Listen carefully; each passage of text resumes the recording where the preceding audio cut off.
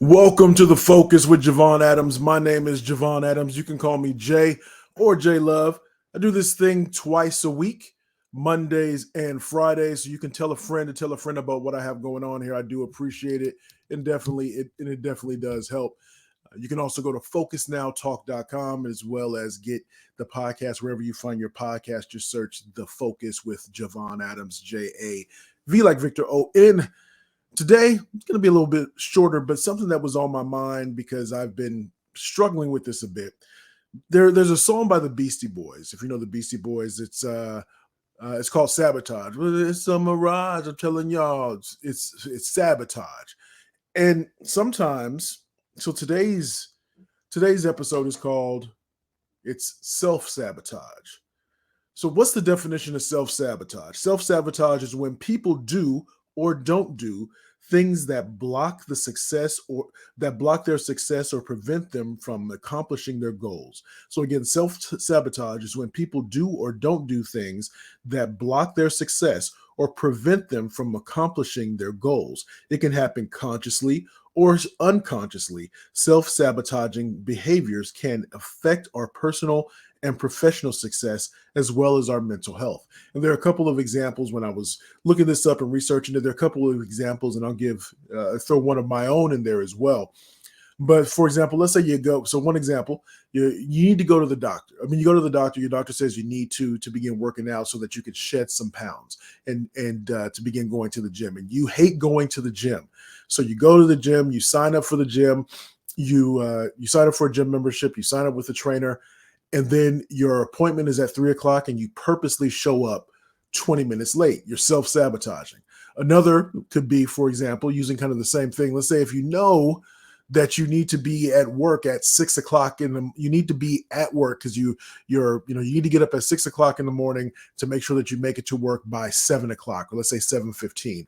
And so you know that, so because you've been late lately and you know that you need to do this. And so the night before you're about to start this new habit or start this new routine, you stay up until 1 o'clock in the morning, and then you sleep through your alarm because you thought that when you went to sleep at 1 o'clock in the morning, I'll be good, I can wake up. And now everything is begun to cascade and fall apart around you because of that. So self-sabotaging. Another could be the same type of thing. You know that you need, I know that I want to begin working out more, and I know I need to start increasing my miles and do that. So I'm thinking, I can't, I hate going to the gym. I hate going to the gym. I hate going to the gym.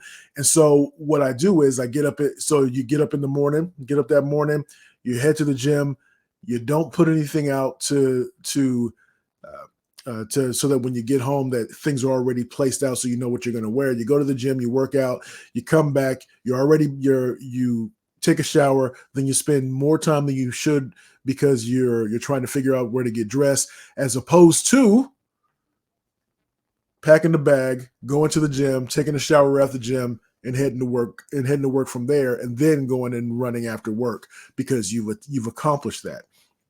So I'll give you 3 or 4 things just to keep in mind to help you to avoid or stop self-sabotaging.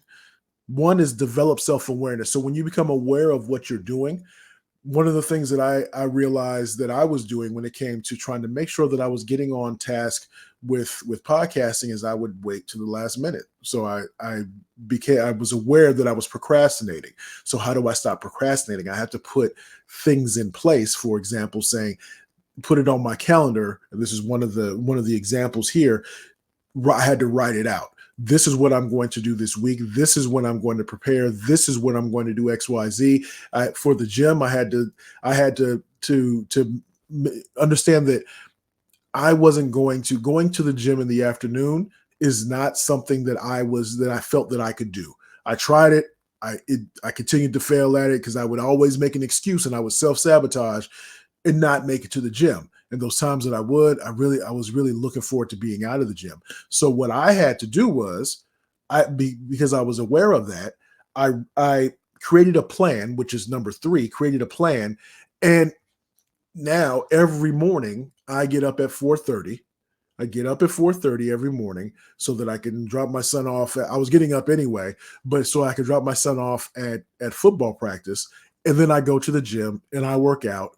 And then depending on if I'm going to be working from home, then I'll just come home and I'll take a shower. But if I'm going into the office, then what I'll do is I'll bring my work stuff. I'll pack what I need the day before. So I have my work stuff already set out, my shoes, all that good stuff, and I have what I'm going to wear. So I'll have my, change your underwear, with your drawers and your undershirt and your shirt and your pants and your shoes, all that stuff, and a towel, all that, all in the little toiletry bag.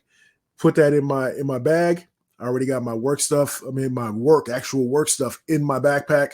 So I have two different bags. So I take those, put that in the locker so that as soon as I'm done working out, I go ahead and I take a shower, boom, and then I head to work that way. So that way it makes it much more efficient. So I stop self-sabotaging myself. So again, the first one, develop self-awareness. So become aware of what you're doing. And maybe somebody's told you this. If you're trying to achieve these goals, another example of self-sabotage would be this. You're looking to grow your business. You know that networking is important to grow your business. So there's a networking function. You hate networking functions. You sign up for the networking function, and as soon as you get to it,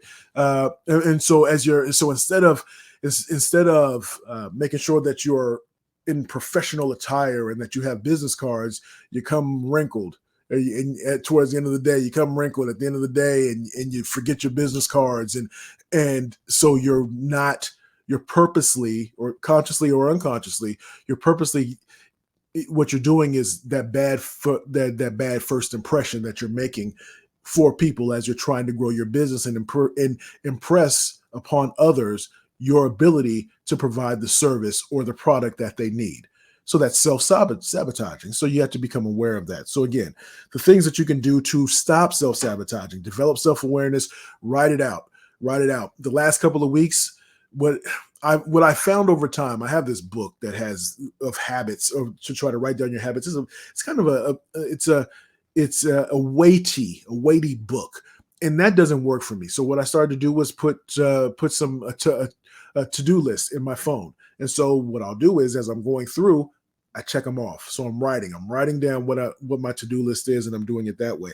I create a plan, and I'm trying to create a plan and stick to it.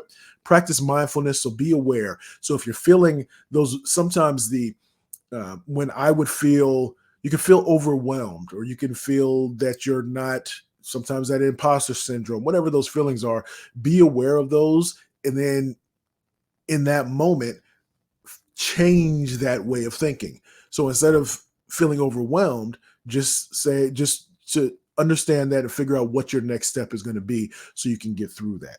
And communicate. So communicate with others, communicate with somebody that can hold you accountable. Being able to be held accountable can help you to prevent that self-sabotage. So the more that we can push through that, the better that we can be, not only for whether it's in our business life, but in our personal life as well. So if we're doing things to self-sabotage our relationships with our significant other, or with our children, or with our friends, we need to understand what those are, be aware of those, communicate so people can hold you accountable. So yeah, you don't want to be the friend that's always late.